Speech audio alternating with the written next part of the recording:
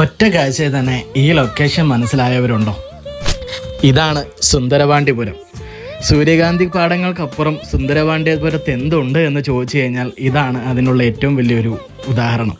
അതായത് ഈ തെപ്പക്കുളം ഒരുപാട് തെന്നിന്ത്യൻ സിനിമകൾ, സൗത്ത് ഇന്ത്യൻ സിനിമകൾ എല്ലാം ഷൂട്ട് ചെയ്തിട്ടുള്ള അവരുടെ ഒരു ഭാഗ്യ ലൊക്കേഷനാണ് ഈ തെപ്പക്കുളം.